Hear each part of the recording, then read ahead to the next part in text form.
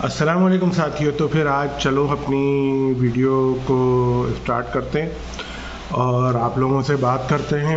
میرا نام ہے ڈاکٹر محمد قذافی اور آپ دیکھ رہے ہیں ڈاکٹر محمد قذافی ویوز۔ آپ کو پتہ ہے کہ میں کنسلٹنٹ نیورو سرجن ہوں اور ابھی میں آپ سے مخاطب ہوں ایک قصہ جس نے مجھے بڑا، ایک کتاب کہہ لیں، اور اس کو میں نے سنا، کچھ کتاب پڑھی بھی، اور آپ لوگوں نے ہو سکتا ہے یہ قصہ سنا بھی ہو، اور میں آپ سے یہ قصہ اپنے انداز میں آپ لوگوں کے ساتھ شیئر کرنا چاہتا ہوں۔ پھر آپ اپنی رائے رکھتے ہیں، اس کے بعد اگر پسند آئے تو لائک کیجیے گا، اور کوئی اگر اس میں بہتری کی گنجائش ہو تو کمنٹس کر کے بتائیے گا، اور سبسکرائب کریں، ہمیں سپورٹ کریں۔ سپورٹ کرنے سے ہماری ہمت بڑھے گی اور ہم ایک ارادے کے ساتھ ہیں کہ آپ سے بات کریں، آپ سے گفتگو کریں اور اپنی رائے کا، اپنے ویوز کا اظہار کریں آپ لوگوں کے آگے۔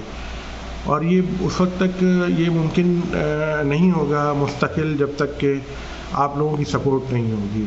آپ لوگوں کی سپورٹ بے انتہا ضروری ہے، اور یہ دراصل میرا بہت پرانا شوق تھا، ارادہ تھا کہ میں کیا تو کوئی کتاب لکھوں یا میں کوئی اس طرح سے مستقل طور پر کوئی ایک تعلق میں رہوں پبلک کے ساتھ، پبلک سے بات کروں۔ تو اس کے لیے آج کل کے زمانے میں یہ میڈیم، حالانکہ میں نے بہت دیر کر دی ہے، بہت پہلے یہ کام شروع ہو جانا چاہیے تھا، لیکن بہرحال چلیں ابھی کام شروع کیا ہے تو آپ لوگوں کی سپورٹ ہو جائے تو وہ جو دیر کرنے والا دکھ ہے وہ بھی کسی حد تک کم ہو جائے گا۔ آپ لوگوں سے گفتگو کرنے سے پہلے میں پہلے سے ہی بول دیتا ہوں کہ یہ جو میں اپنی رائے دوں گا، اس کو بالکل بھی میں لاجک یا کوئی میں سائنس یا میں کوئی میں ایسی چیز نہیں بتا رہا کہ اسے وہ صحیح ہے۔ اس میں آپ کا اختلاف ہو سکتا ہے، آپ سمجھتے ہوں کہ ہو سکتا ہے میں کچھ زیادہ ایک طرف کو جھکاؤ کر گیا ہوں، اور آپ سمجھتے ہوں کہ نہیں اتنا بھی کیا، آخر ایسا بھی کیا ڈاکٹر صاحب۔ بہرحال یہ میری اپنی ایک سمجھ ہے، اپنی ایک سوچ ہے، اور میں نے اس طرح سے دیکھا ہے اس چیز کو، تو آپ لوگوں کے آگے میں نے رکھی۔ تو ایک کتاب ہے جو کہ اس کا نام ہے ریگریٹ۔ اس کا ہو سکتا ہے تفصیلی نام اور بھی زیادہ لمبا ہو، لیکن ویسے اس کا نام ریگریٹ ہے۔ اچھا، یہ ریگریٹ کیا ہے؟ یہ اصل میں ایک نرس صاحبہ تھیں یا ہیں، انہوں نے ایک کتاب لکھی ہے ریگریٹ کے نام سے، اور وہ کیسے لکھی، کیا لکھی؟ آپ کو پتہ ہے کہ آسٹریلیا، جن کا انداز زندگی یورپین انداز ہے، ان کا رہنے کا انداز جو ہے نا جدید طرز پر وہ قوم اپنے روز کے معمولات چلاتی ہے، تو وہاں پر بوڑھوں کو رکھنے کے لیے ایک نظام ہوتا ہے، ایک مطلب یہ کہ آپ کہہ لیں کہ ایک ادارے ہوتے ہیں اس طرح کے کہ لوگ اپنے بوڑھے چھوڑ جاتے ہیں وہاں پہ، یا خود بوڑھے ہی وہاں پہ شفٹ ہو جاتے ہیں ایک خاص ایج پر آ کے۔ اور بھی ان کا بڑا تفصیلی نظام ہے، اس میں ہمیں اس پہ بھی کبھی بات کرنے کا موقع لگا تو بات کریں گے، لیکن ابھی جو مجھے بات کرنے میں سمجھ میں آ رہی ہے بات، تو میں آپ سے یہ بات کر رہا ہوں کہ وہ جو نرس تھی، وہ ایک خاتون نرس جو تھیں، کیونکہ میل نرس بھی ہوتے ہیں نا، تو خاتون نرس تھیں، تو اتفاق سے ان کو کچھ ایسے بوڑھوں کے ساتھ رہنے کا اتفاق ہوا آسٹریلیا میں، جن بوڑھوں کی زندگی کے آخری ایام چل رہے تھے، اور ان کے آخری ایام میں مطلب یہ کہ ظاہر بات ہے ایک اپنا وقت ہوتا ہے، مشکل بھی ہوتا ہے، اور پتہ نہیں جب اگر ہمیں اللہ نے وہ موقع دیا، ہم اس اسٹیج پہ پہنچے، پتہ نہیں کیا سچویشن ہوگی زندگی کا، تو کسی کو نہیں پتہ ہوتا کہ کتنی زندگی کون کتنی ہے، اور یہ زندگی ایسے تو نہیں ہے کہ سب نے اتنی جینی ہو۔ آپ کو پتہ ہی ہے کہ ہر انسان کی اپنا ہی ایک وقت معین ہے، مقرر ہے ہمارے ایمان کے حساب سے، کہ وہ پھر اسی حساب سے انسان اپنی زندگی کو سر بسر کرتا ہے اور آگے بڑھتا ہے۔ تو خیر اس کا اتفاق ہوا۔ اب ظاہر بات ہے کہ جو نرسز ہوتی ہیں ان کے اندر اللہ تعالیٰ نے یہ خوبی رکھی ہوتی ہے، اور جو اچھی نرسیں ہوتی ہیں وہ ایک اپنا تعلق بنا لیتی ہیں مریضوں کے ساتھ، اور ہر مریض کے ساتھ ان کا ایک خاص تعلق بن جاتا ہے، جو کہ بہت ہی مشکل کام ہوتا ہے، آسان کام نہیں ہوتا. اور ایک تعلق بنا لینا مریض کے ساتھ، اور پھر مریض آپ سے اپنی ساری راز و نیاز کی باتیں کرے اور آپ سے ساری گفتگو کرے کہ اس نے کیسا محسوس کیا، اس نے کیسا محسوس نہیں کیا، کیا مسئلہ ہے. تو اس نے جو اس کی کتاب سے ظاہر ہوتا ہے، جیسا کہ نام ریگریٹ ہے، یعنی افسوس، ہائے افسوس، ہائے افسوس، ہائے افسوس، صد افسوس، مطلب کہ ریگریٹ، افسوس کہ کیا نہیں کر سکا انسان. آخری اسٹیج پہ پہنچ گیا، اب وقت گزر گیا ہے، لگتا ہے کہ اب وقت پورا ہونے والا ہے. انسان کو اندازہ بھی ہو جاتا ہے تھوڑا بہت، اور تھوڑا بہت لوگ بھی بتاتے رہتے ہیں اور لوگوں کو بھی اندازہ ہو جاتا ہے ہر چیز کا. یقین تو کسی کو بھی نہیں ہوتا، لیکن اندازہ ضرور ہو جاتا ہے ہر کسی کو. تو اس کے اوپر اس خاتون نے کتاب لکھی ہے. تو اس میں کچھ افسوس جتائے ہیں لوگوں نے، اور اس کو میں تھوڑا سا آپ کو اپنے انداز میں پسند کرتا ہوں. تو اس نے جو اپنے حساب سے اپنی کتاب میں لکھا کہ کون سا افسوس سب سے، تو لوگوں نے افسوس کیا کہ ہائے کاش میں یہ پرواہ نہ کرتا کہ لوگ کیا سوچیں گے.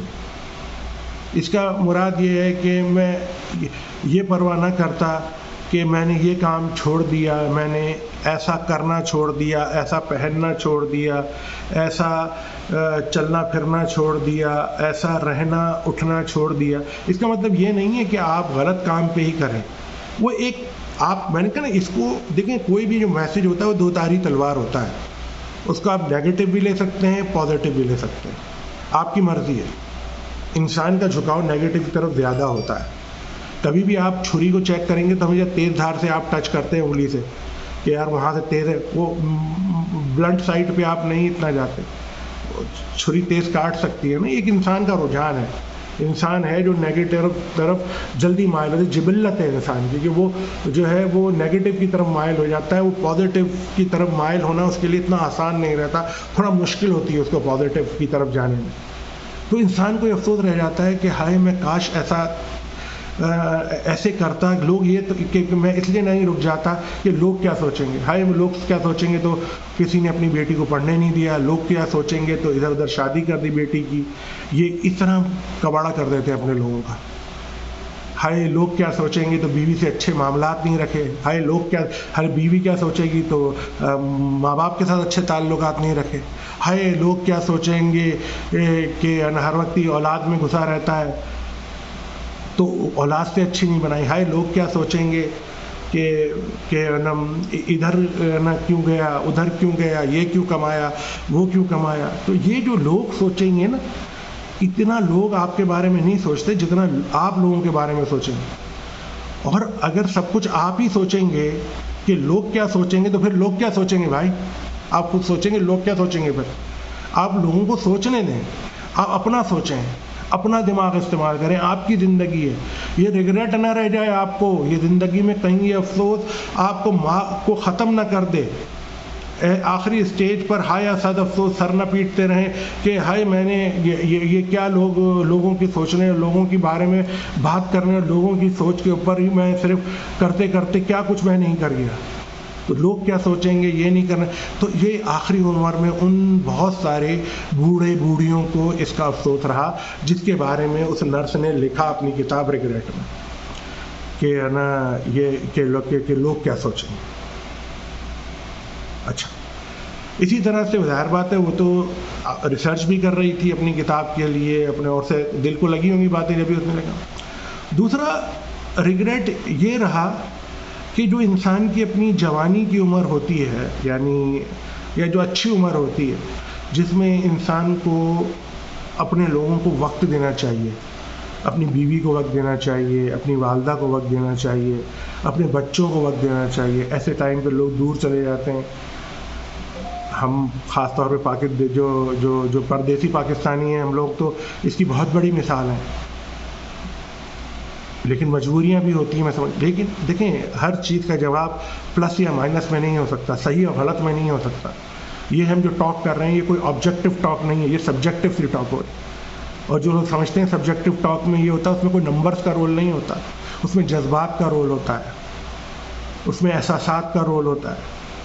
تو بہت سارے ان بوڑھوں کو افسوس تھا کہ کاش ہم نے وہ وقت اپنی بیوی کے ساتھ، اپنے بچوں کے ساتھ اس طرح گزار لیا ہوتا، ان کو زیادہ ٹائم، اپنے ماں باپ کو تھوڑا زیادہ ٹائم دیا ہوتا، ان کے ساتھ تھوڑی سی زیادہ سے ہم نے لگاؤ رکھ لیا ہوتا، زیادہ ہم ان کے ساتھ گھل مل گئے ہوتے، تھوڑا اپنی بیوی کے ساتھ اور رہتے، اپنے بچوں کے، اپنے بھائی بہنوں کے پاس بھی چلے جاتے.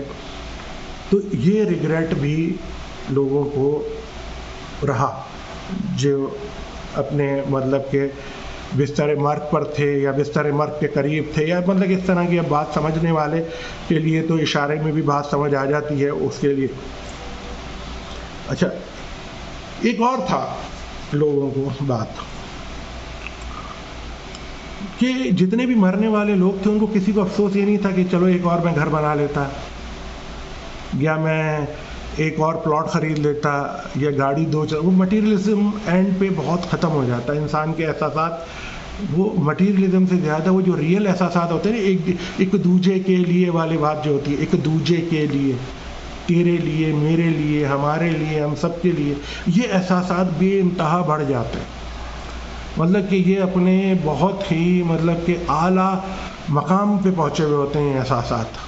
اور وہ احساسات کہ اتنی گاڑی خرید لیتا، اتنے پیسے جمع کر لیتا، اتنے اس عورت نے، اب آپ کہیں گے نہیں بھائی ہم نے تو نہیں دیکھا پاکستان انڈیا میں تو ایسا نہیں ہوتا. بھائی پاکستان انڈیا ہی دنیا نہیں ہوتی ہے، دنیا میں اور بھی ملک ہیں، اور بھی لوگ ہیں، اور بھی قومیں ہیں. جو لوگ مطلب یہ کہ زندگی گزار رہے ہیں، وہ آسٹریلیا کے ان بوڑھے لوگوں کی بات کر رہی ہے جن کو وہ ریگریٹ نہیں تھا. جو یہ میٹیریلزم والا ہے نا، یہ ریگریٹ نہیں تھا ان کو. اچھا، ایک اور ریگریٹ تھا ان کو کہ دوست، اب دوست بڑا عجیب سا لگتا ہے نا بھائی، دوست کیا ہے. دوست جو ہوتے ہیں نا کمائے جاتے ہیں، جن کے نہیں ہوتے یا ہوتے ہیں اور چھوڑ دیتے ہیں، یا تو ان کو افسوس تھا کہ کاش ہم نے اپنے دوستوں کے ساتھ اور وقت گزارا ہوتا. بڑے اچھے تھے، ہم تو باہر ملک پڑھنے چلے گئے، باہر ملک ہم تو اپنا کیا کہتے ہیں جاب کرنے چلے گئے، سارے دوست چھوٹ گئے. تو یہ دوستوں کا بھی ریگریٹ تھا ان کو کہ ہم ان کے ساتھ، کیونکہ انسان وہ باقی رشتے اللہ تعالیٰ عنایت کرتے ہیں، ماں عنایت کرتے ہیں، کیونکہ بچہ ماں سے پیدا ہوتا ہے، باپ اس کی وجہ بنتا ہے پیدا ہونے میں، باپ کو بھی اللہ عطا کرتے ہیں. ان کے جو آپ کے جو سبلنگ ہیں، آپ کے جو بھائی بہن پیدا ہوتے ہیں، وہ بھی ماں باپ کے ذریعے آپ کو مل جاتے ہیں. آپ چوز نہیں کرتے انہیں، وہ بہت قیمتی ہوتے ہیں وہ رشتے، یہ انتہا قیمتی رشتے. دو رشتے ایسے ہوتے ہیں جو آپ چنتے ہیں. ایک اپنی بیوی کو چنتے ہیں، اپنی گرل فرینڈ چنتے ہیں، آپ کہیں گے بھائی گرل فرینڈ کیا بول دیا، بیوی بول دیا. اب کچھ ملکوں میں گرل فرینڈ ہی چلتی رہتی ہے نا. اب وہ ان کا معاشرہ ہے، غلط ہے صحیح ہے، چیختے رہو چلاتے رہو، ان کا اپنا ملک ہے، ان کا اپنا معاشرہ ہے، وہ اپنے ملک میں جی رہے ہیں، اپنے معاشرے میں جی رہے ہیں. ہم کیوں ان کے پیچھے پڑے ہوئے ہیں؟ ہمیں اپنا کرنا ہے، ہمیں اپنا دیکھنا ہے، ہمیں اپنے ملک. تو بیوی ہے، گرل فرینڈ ہے، ساتھی ہے، جو رہتے ہیں، وہ انسان خود چنتا ہے.